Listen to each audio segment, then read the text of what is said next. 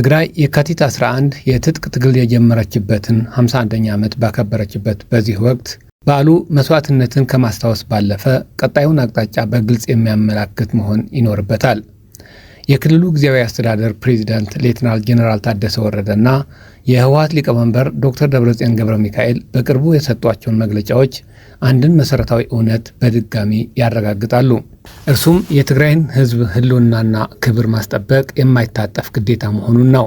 ዛሬ ላይ ይህንን ግዴታ ለመወጣት ደግሞ በውይይት የሚመጣ የፖለቲካ አንድነት እጅግ አስፈላጊ ሆነዋል። ሰላም፣ እንዴት ናችሁ የቻናላችን ተከታታዮች? በዛሬው ዝግጅታችን ከአዲስ ስታንዳርድ ያገኘነውን ትግራይ በመስቀለኛ መንገድ በሚል የተሰራጨ መረጃ ለእናንተ ይጠቅማል ባልነው መንገድ ወደ እናንተ እናደርሳለን። ቻናላችንን ሰብስክራይብ እያደረጋችሁ እንድትከታተሉን በመጋበዝ ወደ ዝግጅቱ እናልፋለን። ትግራይ በመስቀለኛ መንገድ ላይ ትገኛለች። በውይይት ላይ የተመሰረተ ፖለቲካዊ አንድነትም አማራጭ የሌለው ጉዳይ ነው። በትግራይ ለ2 ዓመታት የተካሄደው አስከፊ ጦርነት ብዙ ጊዜ በቀላሉ እንደሚገለጸው ተራ የሀገር ውስጥ ግጭት አልነበረም። ይልቁንም የኢትዮጵያ ፌዴራል ኃይሎች፣ የኤርትራ ጦር፣ የክልል ልዩ ኃይሎች፣ የአካባቢ ሚሊሻዎችና በውጭ ሀገር የሚመረቱ ድሮኖች የተሳተፉበት የተቀናጀ ወታደራዊ ዘመቻና ሙሉ ጦርነት ነበር። የቀድሞው የኢትዮጵያ የውጭ ጉዳይ ሚኒስትር ገዱ አንዳርጋቸው እስከ ፕሪቶሪያ ስምምነት ድረስ የኤርትራና የኢትዮጵያ ኃይሎች እንደ አንድ ጦር ሆነው ይንቀሳቀሱ እንደነበር ማረጋገጣቸው የጦርነቱ የተቀናጀና ጭካኔ የተሞላበት ባህሪ ይበልጥ ግልጽ ያደርገዋል። የዓለም አቀፉ ማህበረሰብ ስጋት ገና በጠዋቱ ነበር የታየው። በጎርጎሮሳውያኑ 2021 የአውሮፓ ህብረት ልዩ መልእክተኛና የፊንላንድ የውጭ ጉዳይ ሚኒስትር ፔካ ሃቪስቶ ቀውሱ ከቁጥጥር ውጭ እየወጣ መሆኑን በይፋ አስጠንቅቀው ነበር። ትግራይ በከበባ ውስጥ በነበረችበት ወቅት ከዚህ ቀደም ታይቶ የማይታወቅ ከፍተኛ ውድመት ደርሶባታል። ሆኖም ግን በዚህ ሁሉ መከራ ውስጥ ያለፈችውና እስካሁን ድረስ የተረፈችው በአንድነቷ አማካኝነት ነው። ያ አንድነት እንዲሁ በስም ብቻ የነበረ ሳይሆን ለህልውናዋ ወሳኝ ሚና የተጫወተ ነበር። ፖለቲከኞች፣ ተዋጊዎች፣ በውጭ የሚኖሩ ዲያስፖራዎች፣ ምሁራን፣ አርቲስቶች፣ ሴቶችና ወጣቶች በጋራ በመንቀሳቀስ ባደረጉት የተቀናጀ እንቅስቃሴ ነው በመጨረሻም የፕሪቶሪያው ስምምነት እንዲፈረም ምክንያት የሆነው። የፕሪቶሪያው ስምምነት በራሱ የመጨረሻ ግብ አልነበረም። ይልቁንም በትግራይ ላይ የተመሰረተውን የጦርነት ግንባር የሰበረ፣ ወደ ህገ መንግስታዊ ስርዓት ለመመለስ መንገድ የከፈተና የቀጠናውን የኃይል ሚዛን የቀየረ ስትራቴጂካዊ የለውጥ ምዕራፍ ነበር። ሆኖም የስምምነቱ ሙሉ በሙሉ አለመተግበር መከራውን እንዲራዘም ከማድረጉም በላይ የትግራይ ፖለቲካዊ መጻኢ ዕድል በፌዴሬሽን ውስጥ ተንጠልጥሎ እንዲቀር አድርጎታል። ዛሬ ላይ ትልቁ አደጋ የውጭ ጥቃት ብቻ ሳይሆን በከፍተኛ መስዋዕትነት የተገኙ ድሎችን አሳልፎ ሊሰጥ የሚችል የውስጥ መከፋፈል ነው። አዲስና እጅግ አሳሳቢ አደጋ አሁን ላይ እየታየ ነው።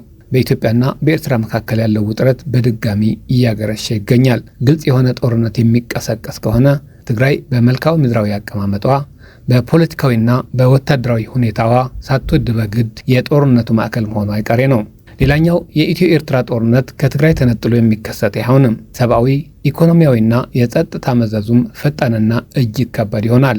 በዚህ ወቅት የተከፋፈለ አመራር መኖሩ ተጋላጭነትን ይበልጥ ያባብሰዋል። ጠንካራ የፖለቲካ አንድነት መኖሩ ሊመጣ የሚችለውን ጉዳት ለመቀነስ ይረዳል። በትግራይ ውስጥ የጋራ መግባባትን መፍጠር እንዲሁ የውስጥ አስተዳደር ጉዳይ ብቻ አይደለም። ይልቁንም ወደፊቱ ሊከሰቱ ከሚችሉ ቀጠናዊ ግጭቶች ተጋላጭነትን ለመቀነስ፣ ሰላማዊ ሰዎችን ለመጠበቅና ከጊዜ ወደ ጊዜ እየተባባሰ በመጣው የጸጥታ ሁኔታ ውስጥ የፖለቲካ ውሳኔ ሰጭነትን ለማስጠበቅ የሚደረግ ስትራቴጂያዊ አስፈላጊነት ነው። የትግራይ አንድነት ካለፈው ጦርነት ለማገገም ብቻ ሳይሆን አሁን በአድማስ ላይ እየታየ ካለው ቀጣይ ቀውስ አስቀድሞ ለመዘጋጀት ጭምር ነው። ከትግራይ የውስጥ መከፋፈል ባሻገር የኢትዮጵያ ቀጠናዊ ቁመና ከጊዜ ወደ ጊዜ እየተዳከመ መጥቷል። ግብጽ በአፍሪካ ቀንድ ያላትን ወታደራዊና ኢኮኖሚያዊ አጋርነት በማስፋቷ የኢትዮጵያን ስትራቴጂካዊ የመንቀሳቀሻ ዕድል አጥብባለች። ከሶማሌላንድ ጋር የተፈረመው የመግባቢያ ሰነድ በሶማሊያው ፕሬዚዳንት ሐሰን ሼህ መሐሙድ ለሚመራው የተቀናጀ ዲፕሎማሲያዊ ጫና ኢትዮጵያን አጋልጧታል። በቱርክ ፕሬዝዳንት ረሲፕ ጣይብ ኤርዶሃን አደራዳሪነት የተጀመረውና በአንካራ ስምምነት የጸናው ድርድር በመጨረሻም ኢትዮጵያ አቋሟን እንድታስተካክል አስገድዷታል። ይህም የአንድ ወገን ተነሳሽነቶች ያላቸውን ውስንነት አመላካች ነው።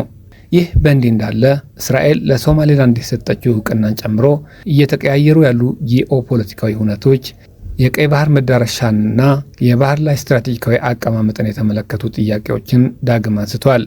ይሁን እንጂ በቀጠናዊ እንቅስቃሴው ላይ የሚደረገው ዓለም አቀፍ ቁጥጥር እየጠነከረ በመጣበት በዚህ ወቅት ኢትዮጵያ እነዚህን አጋጣሚዎች ለመጠቀም የሚያስፈልጋት ውስጣዊ አንድነት ይጎላታል። እነዚህ ሁነቶች አንድ ሰፋ ያለ እውነታን ፍንትው አድርገው ያሳያሉ። የቀጠናው አለመረጋጋት የትግራይን ተጋላጭነት ይጨምራል። መከፋፈል ድርድርንና ተሰሚነትን ያዳክማል። አንድነት ደግሞ እነዚህን ያጠናክራል።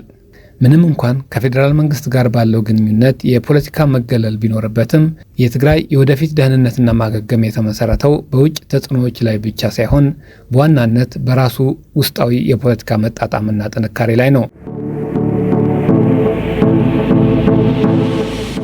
ያለፉት 3 ዓመታት በትግራይ የፖለቲካ ተዋናዮች መካከል ያለው መከፋፈል ስቃይን እንዳባባሰና የማገገም ሂደቱን እንዳዘገየው አሳይተዋል።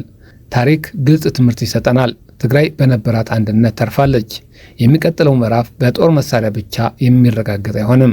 ይልቁንም በፖለቲካዊ ድርድር፣ ሁሉን አቀፍ ውይይትና በተቋማዊ ህጋዊነት የሚጸና ይሆናል። በአጠቃላይ የትግራይ ህዝብ በተለይ ደግሞ የፖለቲካ ልሂቃኑ አሁን ላይ ትልቅ ኃላፊነት ተጋርጦባቸዋል።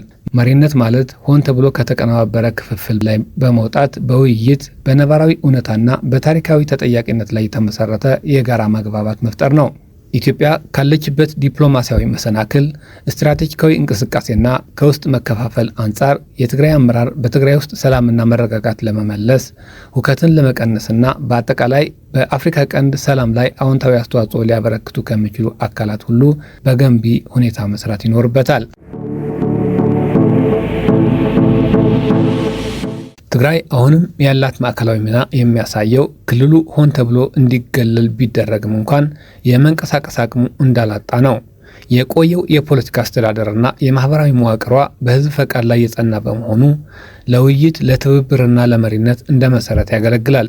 መቀሌ የፖለቲካዊ አንድነትን መልሶ ለመገንባትና ቀጣይነት ያለው ገንቢ ግንኙነት ለመፍጠር እንደ ተምሳሌታዊና ተግባራዊ ማዕከል ሆና ትቆማለች።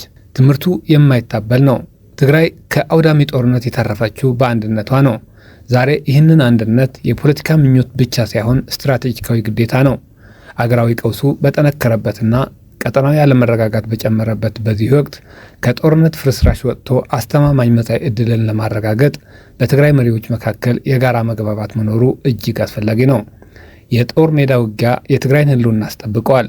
የሚቀጥለው ምዕራፍ የሚያረጋግጠው ግን በውይይት እንደሆነ በመጠቆም ዝግጅታችን አጠናቀቅን። ሰላም።